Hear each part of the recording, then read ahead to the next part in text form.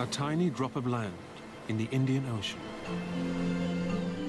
Sri Lanka. These palm-fringed shores have seduced travelers from around the globe for centuries. Drawn to its mountainous heart, where creatures found nowhere else on earth hide amongst cloud-cloaked trees. Adventurers were enticed by tales of spices and the promise of green gold. But long before tea carpeted these hills, ancient civilizations ruled. The early Sinhalese harnessed the power of nature, transforming a wilderness into a landscape of temples and lakes, creating huge reservoirs of water to sustain life through the dry months. Today, their kingdoms are crumbled. But in these waters, their legacy lives on.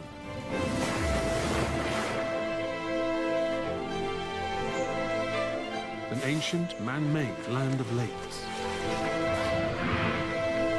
now home to the greatest gathering of elephants anywhere in Asia.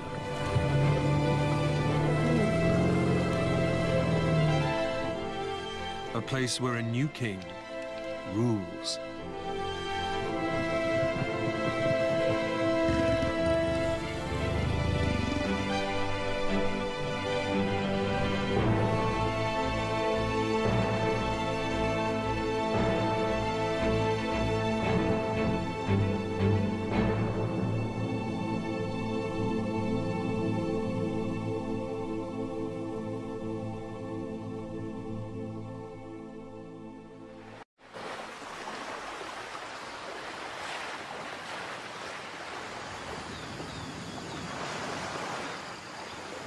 The sun rises over the southern coast of Sri Lanka.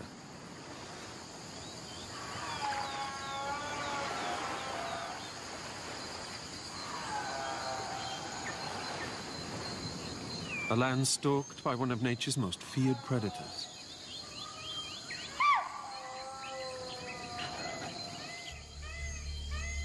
The king of these shores is a hidden hunter.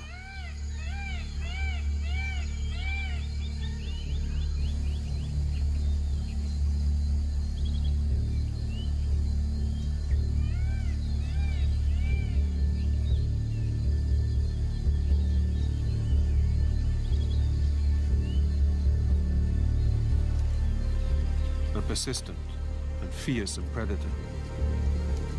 Leopards here are the biggest in the world.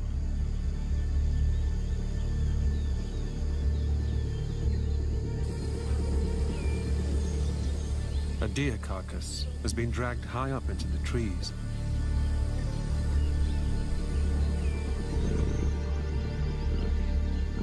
The prey of a Sri Lankan leopard.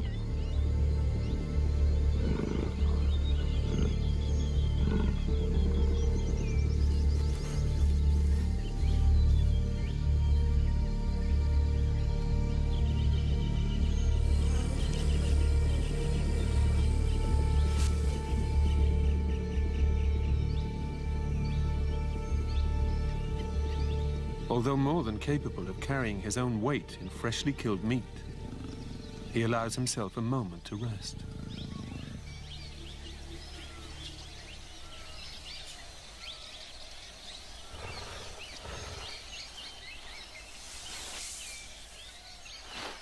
The rains have just ended here, and in the dry months ahead, water will become increasingly scarce. Soon, his prey will congregate around shrinking pools. He must save his energy in order to make the most of such rich pickings.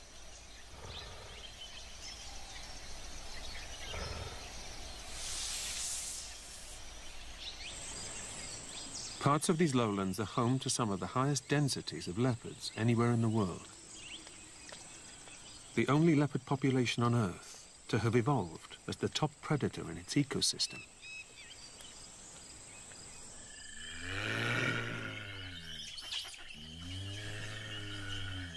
In India, he must compete with tigers.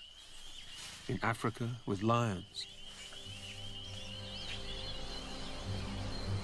But here, he can rest undisturbed.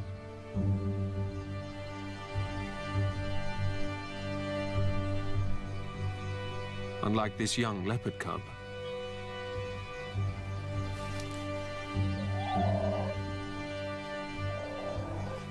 one day it too will grow into a great hunter. Perhaps even a rival to the leopard king. But for now, it must stay out of sight, waiting for its mother to return.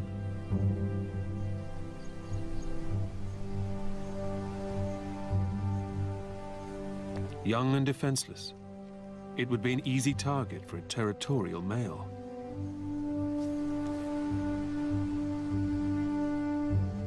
Like each new life, it has no idea of the trials to come as the dry season tightens its grip.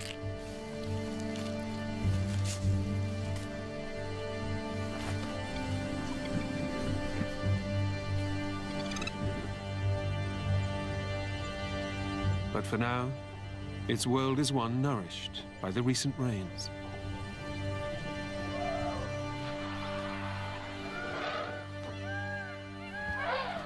This baby elephant has been born into a tight-knit family dominated by females. Mothers, aunts and sisters provide everything it needs. And this is the perfect time of year for a swimming lesson.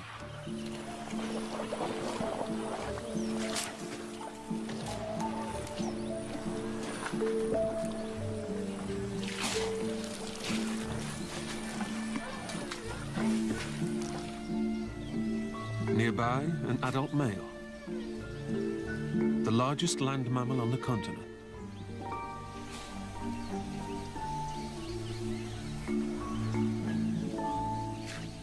Like most male elephants, he will have left his family when he reached adolescence. Now he wallows alone. In these lush times of plenty, there's no need to join forces with others in search of water or food. It's everywhere you look.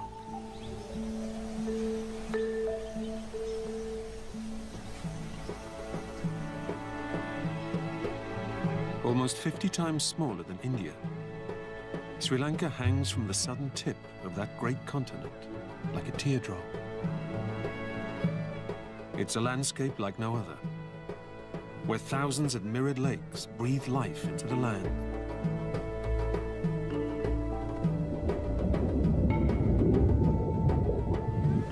Edged by the Indian Ocean,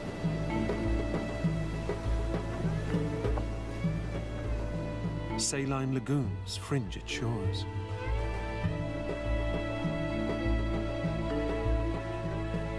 While in the north of the island, pools known as vilus dot the jungles.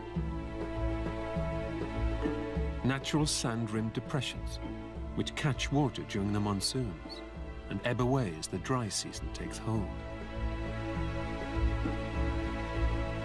Waters which disappear beneath the mud, only to rise once more with the rains.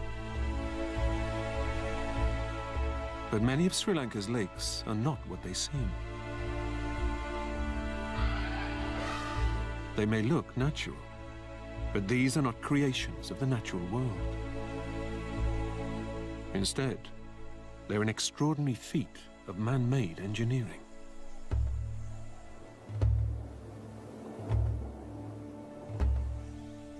An irrigation system begun in the 4th century BC by Sri Lanka's early kings. They knew that while 2 monsoons drench Sri Lanka, only one passes over the dry lowlands of the north, south, and east. For much of the year, these lands must survive without rain. And so, they ordered the monsoon to be harnessed.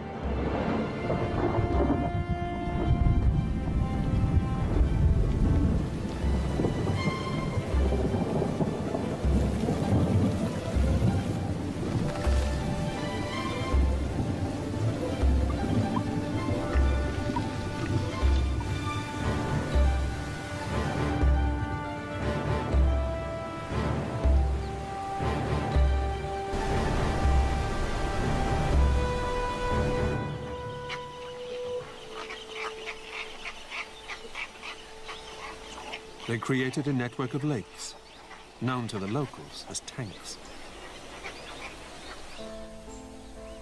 One of the most complex irrigation systems in the ancient world. The technology they used to harvest rain and conserve water is unsurpassed in the whole of South Asia.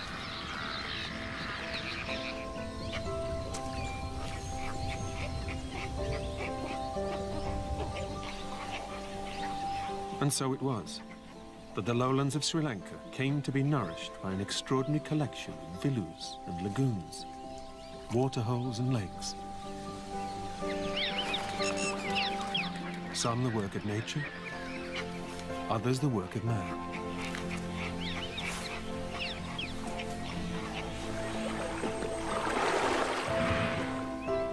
These hold what the ancient Sri Lankan king, Datu Sena, described as his treasure. Water to nourish agriculture and the rich wildlife of Sri Lanka's lowlands.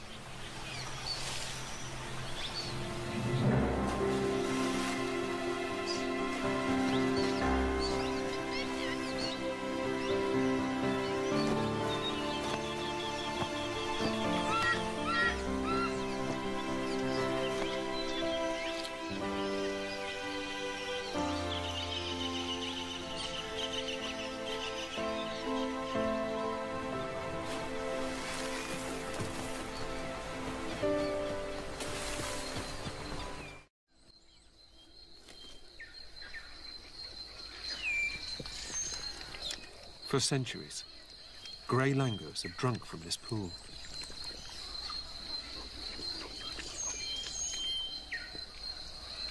Known also as the Hanuman langur, they're named for the Hindu monkey god, who, according to sacred texts, fought battles on Sri Lanka's shores.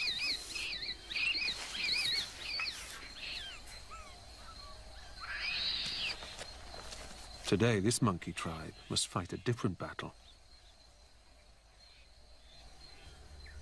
They are the eyes of the jungle, constantly alert for Sri Lanka's most iconic hunter.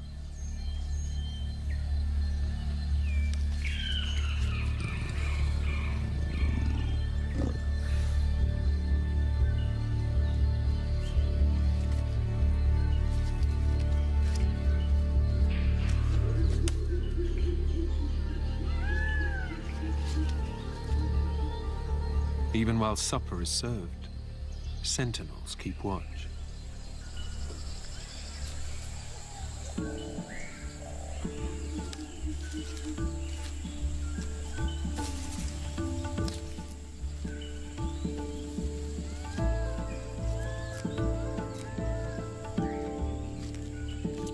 This is fine dining, Lanka style. The tree is their banquet table, grown with treats.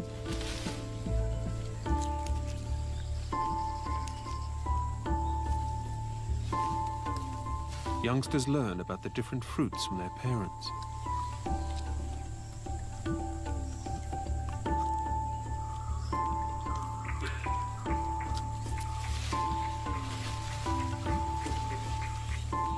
The langurs spend much of their day sitting at their treetop table. Not all make it to the end of the feast.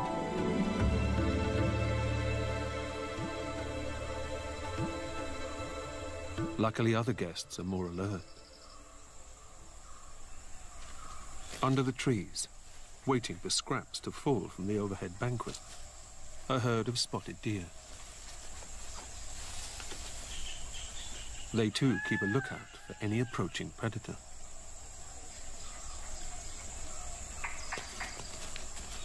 In an extraordinary example of teamwork between the species, these langurs and deer work together to ensure neither party are ever surprised by an unwelcome visitor.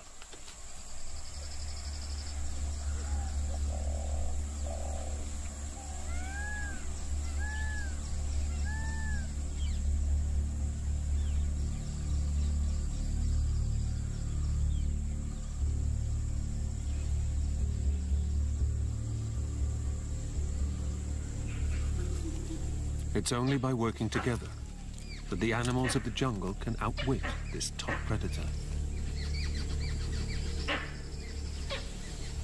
And it makes sense to have eyes and ears in high and low places.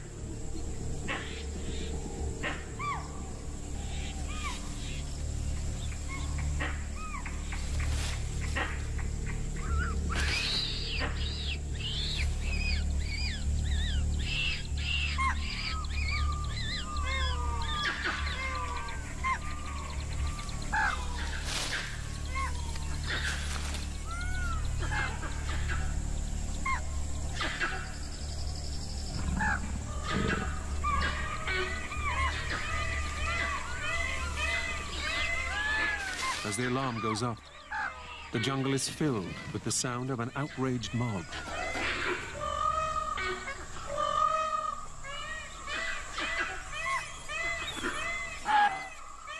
A crescendo of noise creates a very efficient form of neighborhood watch.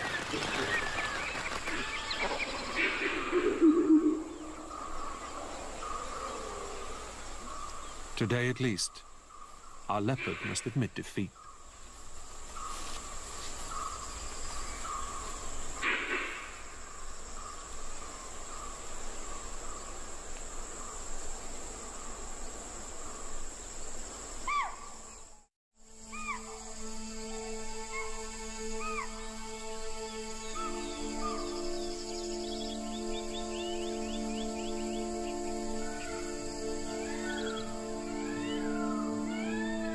Dawn breaks over one of Sri Lanka's most iconic landmarks.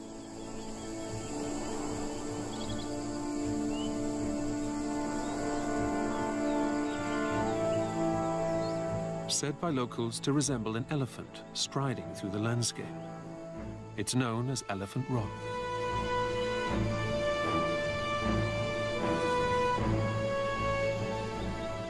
Since the days of the early Sinhalese, the elephant has been sacred. Once kept in the stables of kings, it's a creature celebrated across Sri Lanka.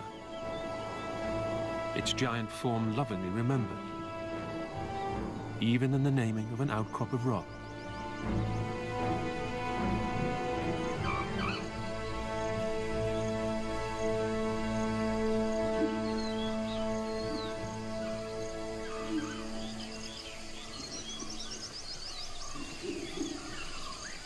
As the sun rises, so too do the langas.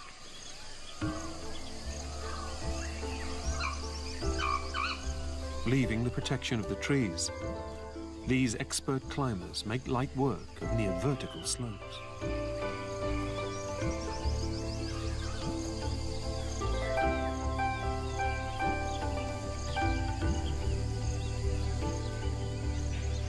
Their namesake, the god Hanuman, once pursued the sun, believing it to be a ripe mango.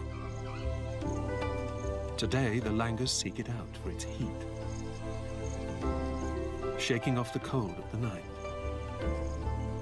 Basking in the warmth a new day brings, temperatures climbing to around 30 degrees.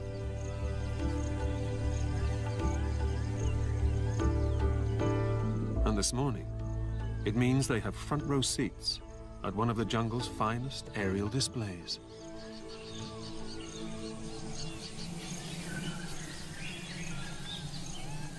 Strange white forms cling to the base of a precarious ledge. A group of beehives, rich with delicious honey. The perfect place for a pair of bee-eaters to snatch breakfast.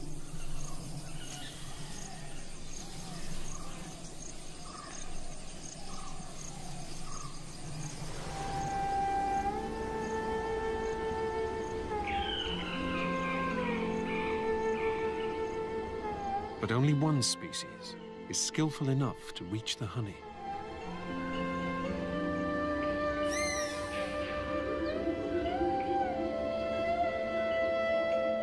The oriental honey buzzard is an aerial specialist.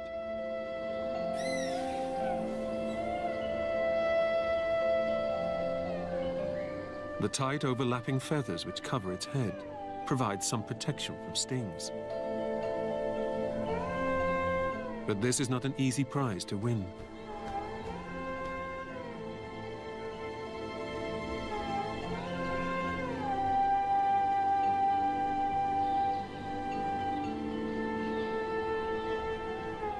Soaring past the cliff face, the honey buzzard explores the best angle of approach.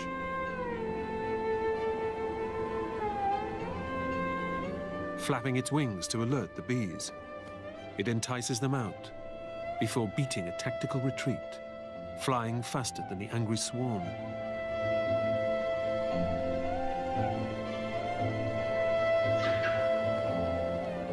Watching closely, a Brahmini kite, hoping he'll be lucky enough to pick off the buzzard's dropped treasure.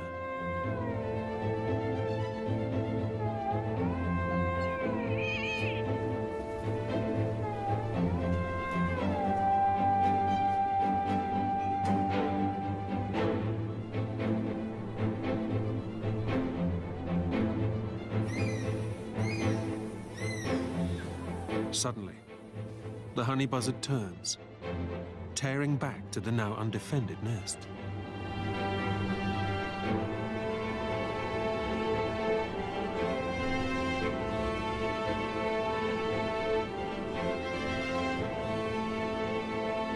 It's able to grab its first talon load of precious honeycomb.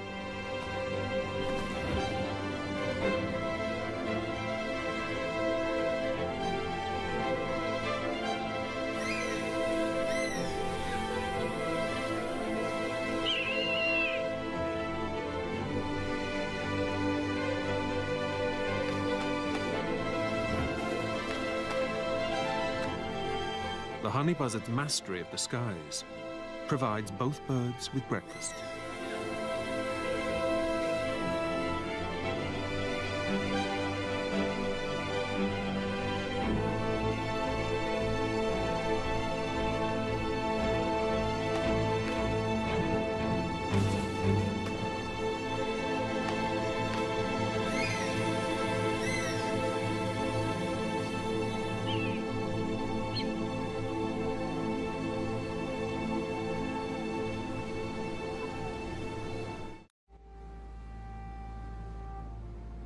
This string of tiny sandbanks at the northern tip of the island is called Adam's Bridge, dotting across a mere 30 kilometers of shallow water to India.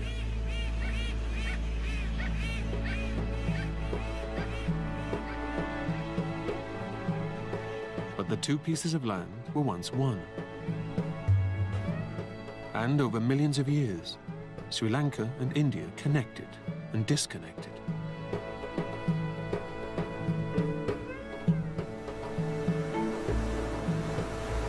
Each time they joined, new waves of animals would cross. Leopards and elephants made the journey. For some reason, tigers never did. Exactly why isn't known. But it left the leopard, the ultimate ruler of this tiny isle.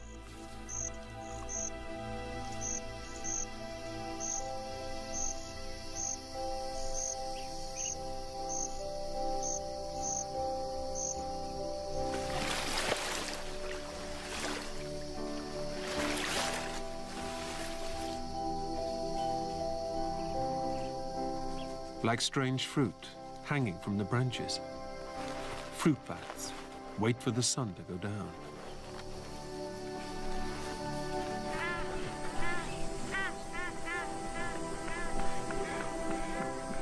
At dusk, pelicans arrive at their roost for the night, to join those who've woken for the night shift.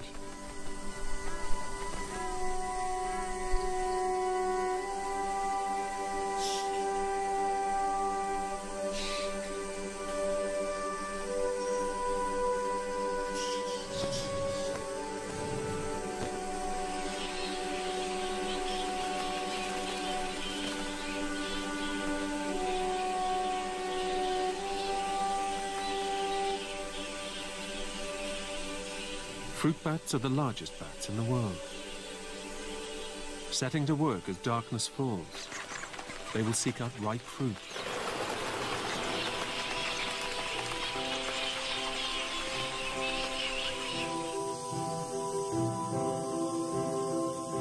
As the months pass, the monsoon rains become a distant memory.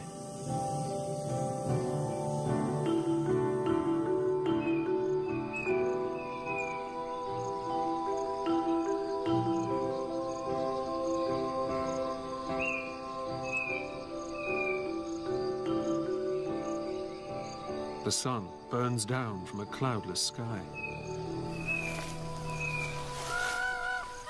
The rich grass turns from green to brown. Luckily, the elephants of Sri Lanka are experts when it comes to this particular food.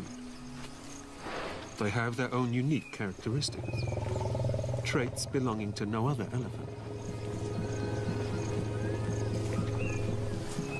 Unlike African elephants, very few Sri Lankan elephants have tusks. Females don't have them at all, and less than 10% of males.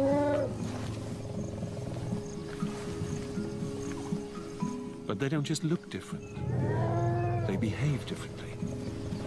And today, this calf is learning a few tricks of the Sri Lankan elephant trade.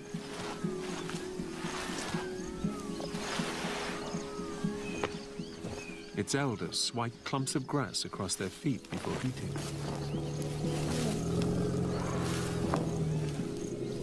Knocking off the sand and dust that cling to their roots.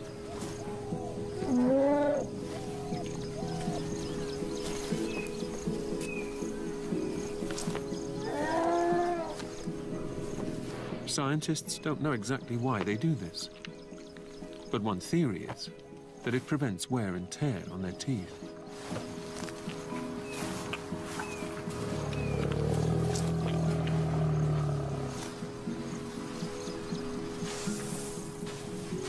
It's a piece of behavior passed on from one generation of Sri Lankan elephants to the next. A way of dealing with the lean times ahead.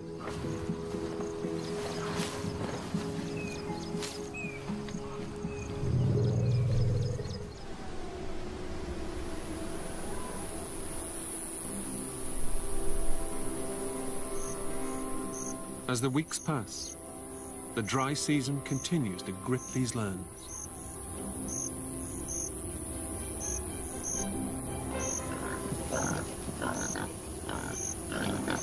The northeast monsoon from October to January would have filled these lakes to bursting. But during the dry months of the year, waters ebb away as the drought takes hold.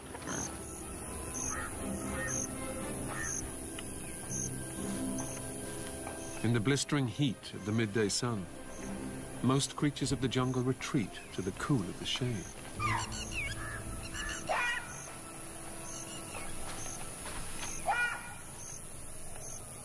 Surprisingly, it's the perfect time for these young jackal cubs to be sent out to play.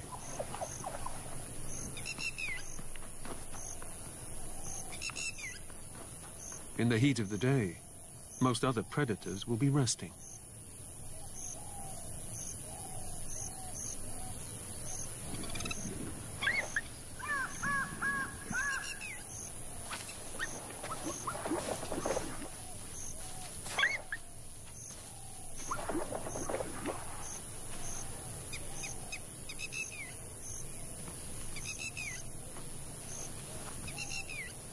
Jackals form a monogamous bond. The young will have the protection of both parents for at least the first year of their lives.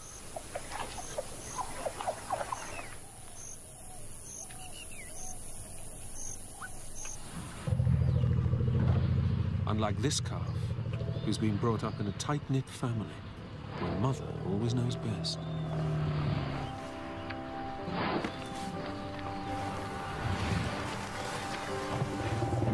And in these arid months, her mother is wise enough to know that if she's to keep them alive, then she must lead her family in a search for fresh food and water.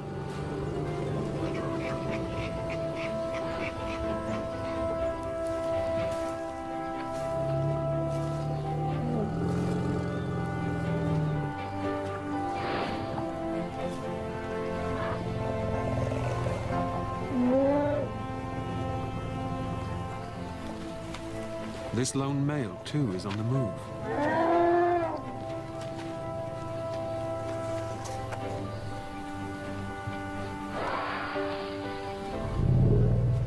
Like all the elephants in this area, he's setting off for the largest gathering of Asian elephants anywhere in the world.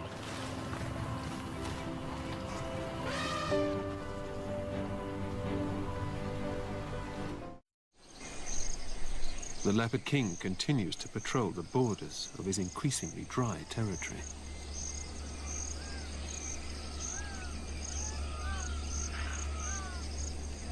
Jealously guarding a scavenged boar against other hungry mouths, he drags the carcass into the trees.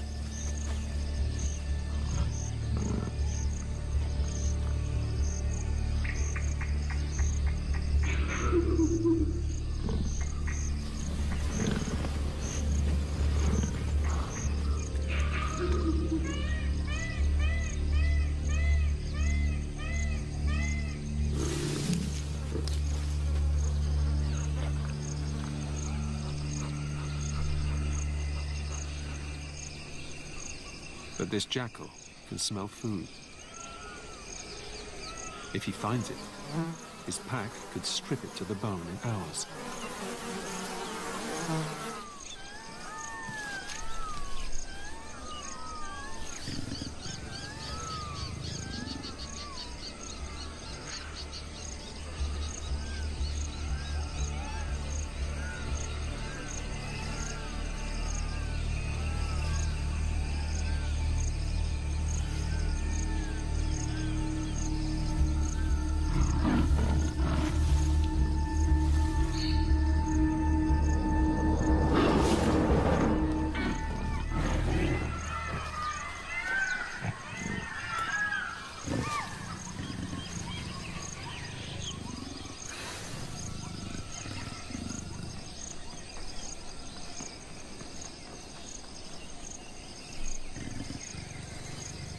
His meal defended, he returns to scavenge on what remains.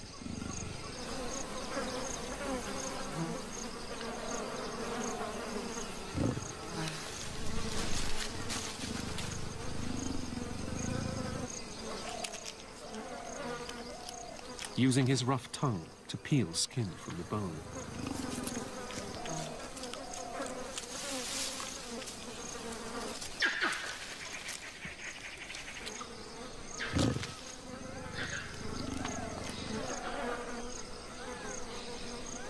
But keeping the carcass safe is a full-time job.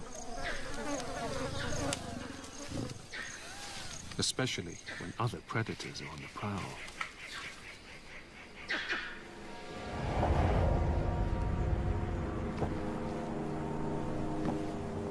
This crocodile has taken his search for food onto the land.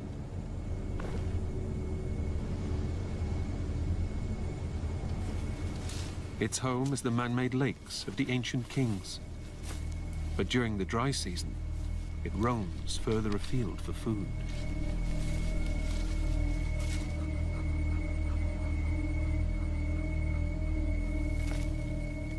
Marsh crocodiles grow up to 4 meters in length.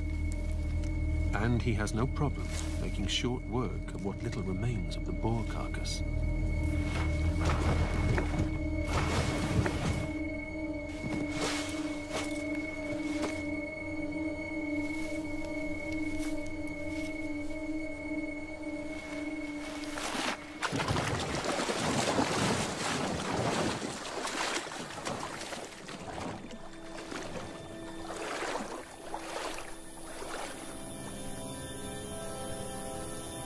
As the Earth wheels round the sun, the dry season reaches its zenith.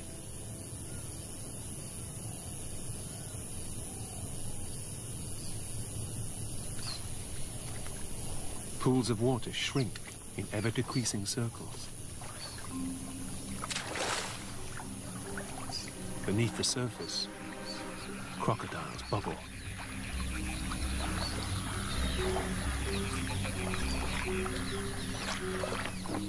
With water so scarce, buffalo and painted stork huddle together, while crocodiles snap at their feet.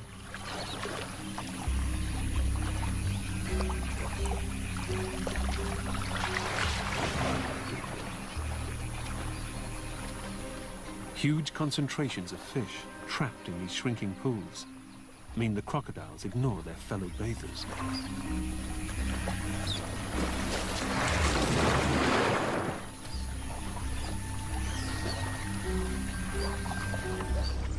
With each day that passes, the water continues to ebb away.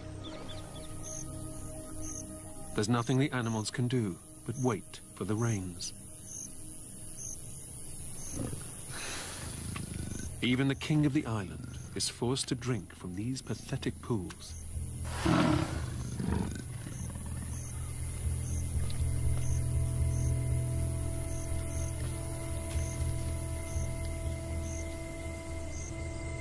The earth baked hard, unrecognizable from the lush lands of 6 months before.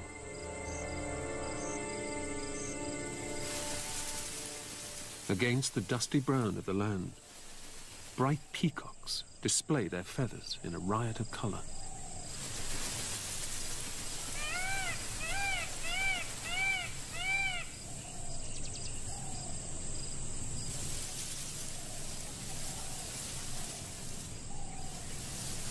A courtship dance, which, tradition has it, heralds the imminent monsoon.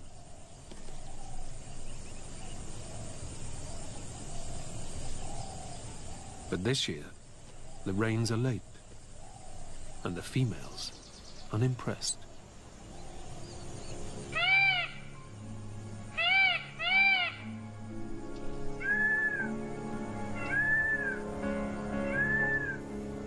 This is a precarious time for all the creatures of the lowlands. With each new dry day, the fight for survival becomes more intense. Only the toughest will survive, huddled around what little water remains.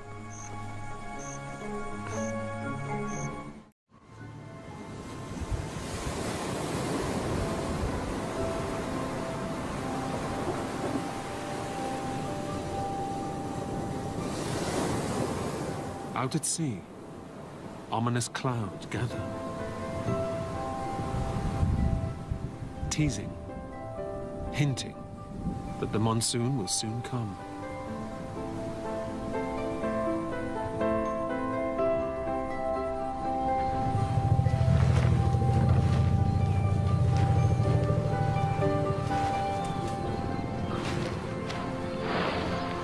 But until the rains arrive, the elephants depend upon a body of water created 2,000 years ago.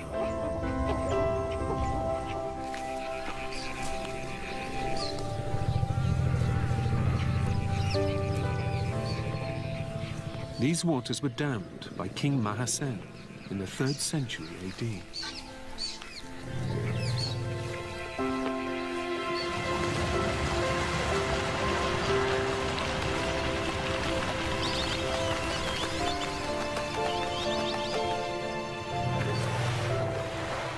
A huge lake to store waters during the dry months.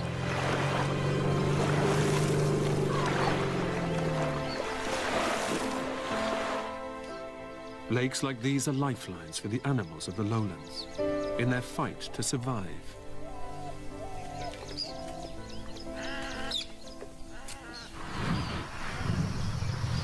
For the elephants, their journey is over. Family groups have joined together into small herds. And then bigger herds. And then bigger herds. Until 300 elephants converge on these shores.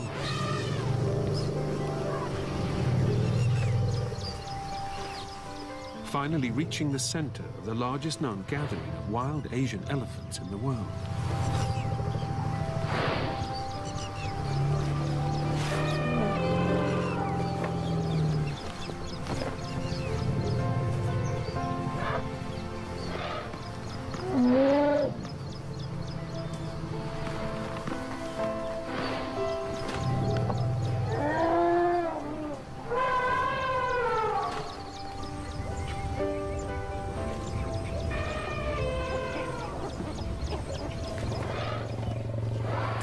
These artificial lakes were built for an ancient people who had no idea how their creations would sustain life 2 millennia later.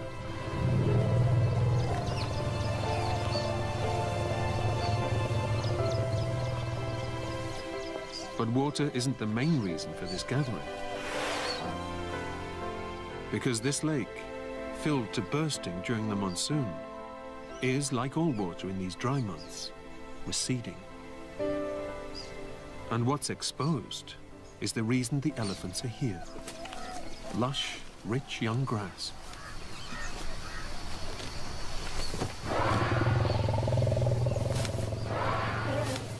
A spectacular treat.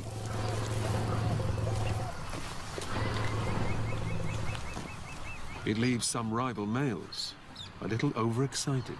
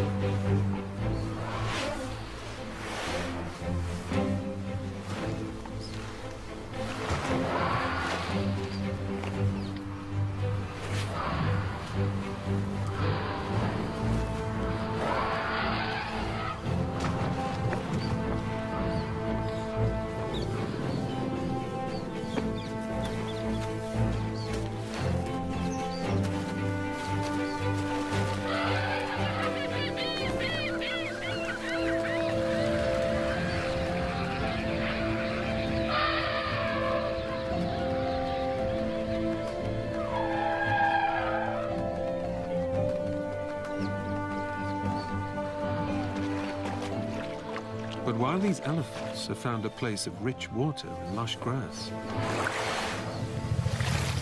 other creatures will not travel so far. Our territorial leopard king must stay to defend his kingdom and wait for the rains to come to him.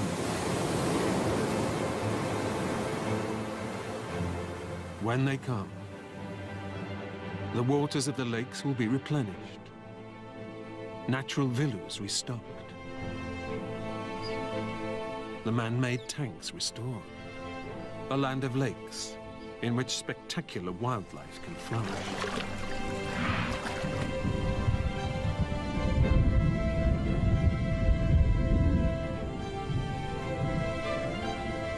Water will breathe life into Sri Lanka once more.